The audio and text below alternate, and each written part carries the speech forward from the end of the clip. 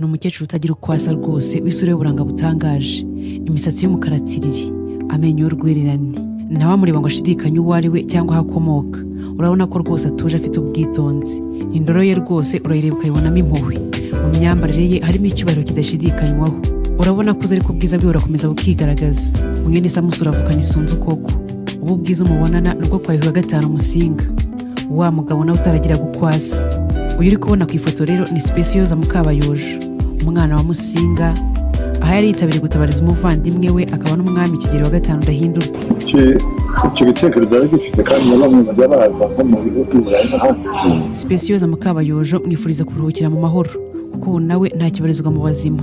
Yatabarutse kwa 27 Ukwakira 2025 mu bitaro by'i Nairobi muri Kenya, anaho yari atuye azize uburwayi n'izabukuru. Gusa icyo wamenya nuko ashimirwa ko yabanye n'abantu bose neza mu buzima bwe yamaze ku isi. Yari kandi mushiki w'abami babiri b'u Rwanda, Mutara wa gatatu Rudahigwa na Kigeli wa gatanu Ndahindurwa.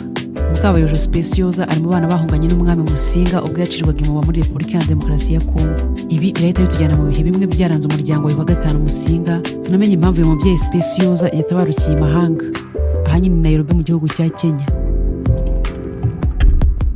Banza wumva aya magambo. Navumye umwana wanjye uwo ari we wese uzaba umukristo ntakazagira icyo atunga, azabure aburanirwe, azaba ikiremba, kandi n'aba ari umukobwa ntakabyare, azangwe n'umwami wo ku isi ndetse n'umwami wo mu ijuru. Ntakabona amata ku mututsi, ntakabona amata ku muhutu, azavumwe n'uwo ari we wese uzi kuvuma. Nzakwanga kurusha uburozi bwishe mukuru wanjye Munana. Nzakwanga kurusha Mugiga yisha abana banjye Rudacyahwa na Munonozi. Fungura amatwi yawe wumve neza. Hitamo kunkunda, gukunda ubuzima bwawe cyangwa se gukunda Rwagataraka. Ndakubwiza ukuri, nuramuka ubaye umukristo njye nawe nituzongera kubonana. Umbwira icyo utekereza, umbwira ikiri ku mutima wawe, kandi nuramuka udashatse kunsubiza nzabimenya nkoresheje abantu banjye. Aya namwe mu magambo agize ibaruwa ya Kaminuramuhini yanditswe na Yuhi wa gatanu Musinga, ayandikiye umukobwa w'Umusheshambugu wari Mukarwagataraka. Aha yari i Nyanza ku itariki 5 Mutarama mu 1930. Ibaruwa yarimo imvugo zikakaye zibanze ku mivumo myinshi ku mwana we wese uzahirahira ngo ayoboke ubukristo. Iyi baruwa rwose nta kubishidikanyaho niyo yabaye nyirantarengwa igaragariza Ababiligi ko niyo bateka ibuye rigashya ngo Musinga atazemera ubukristo mu Rwanda.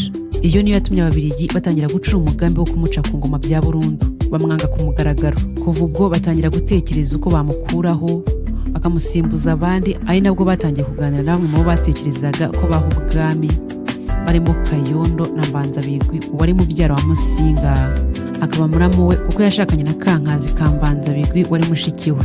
Hari na Rwabutogo umuhungu wa Kabare ka Rwakagara wari mubyara wa Musinga, wari umunywanyi w'abapadiri cyane kuko niwe mutware wa mbere wabatijwe mu Rwanda maze yitwa Rwabutogo Francisco. Bose bararahiye barirenga kuko ingoma yari y'Abanyiginya nk'abagabe bayo, n'abega ari bo Kayondo na Rwabutogo babarizwagamo bakayibera abagabekazi. Imvugo ikakaye ivumana kandi yikoma abapadiri yangisha n'abana b'ubukristo ni kimwe mu byabaye intandaro y'icibwa rya Musinga ku ngoma y'u Rwanda, maze barushaho kunoza inzira bazacamo ngo bamuhenanture bamurundure burundu ariko nta gihungabanye. Ya Musinga yagize ibihe bibi mu mateka y'u Rwanda. Sinatinya kuvuga ko yimye ingoma mu bibazo kuko inkingi za Mwamba zari zisigasiye ubuzima bw'igihugu zashimwe ku ngoma ye no kuba Ababiligi baramuciriye ishyanga nyuma yo kwamburwa agaciro mu buryo bwose.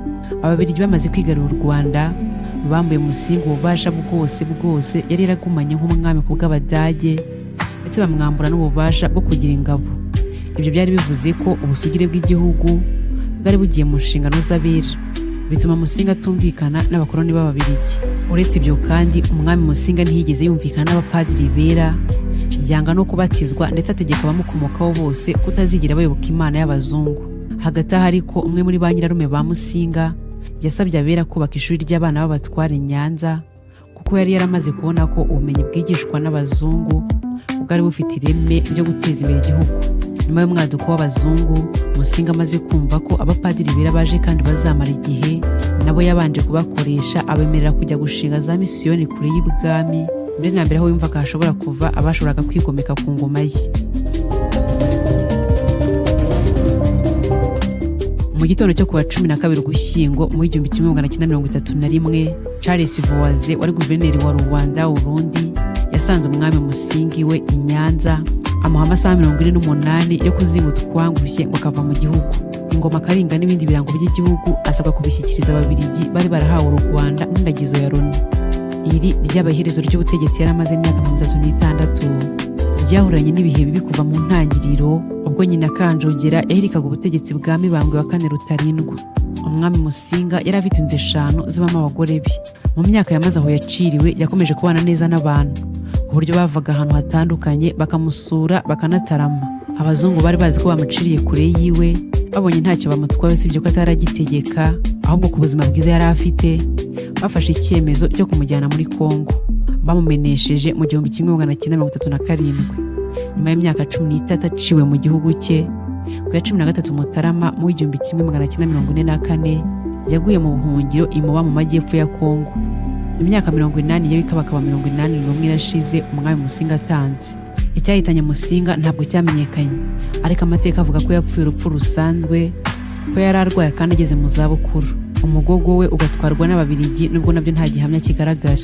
Andi makuru haravuga ko yarwariye ubushiti Kamembe muri Rusizi, aho yabanje kuba mbere nyine yuko ajyanwa muri Kongo.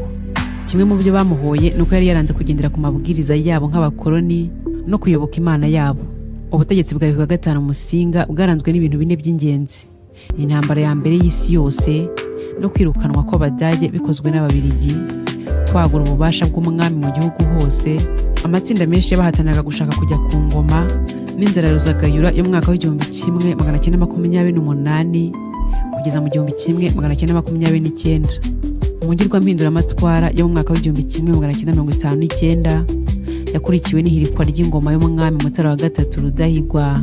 Ubwicanyi bwakorewe abo bari bahuje ubwoko no guhunga kwa murumuna we Kigeli wa gatanu Ndahindurwa wagombaga kumusimbura. Mutara na Kigeli bombi n'abahungu ba Yuhi V Musinga bayirukanwe n'abakoloni b'ababiligi mu 1931, ari nayo yabaye intandaro y'ibibazo byose u Rwanda rwaje guhura nabyo mu myaka yakurikiyeho.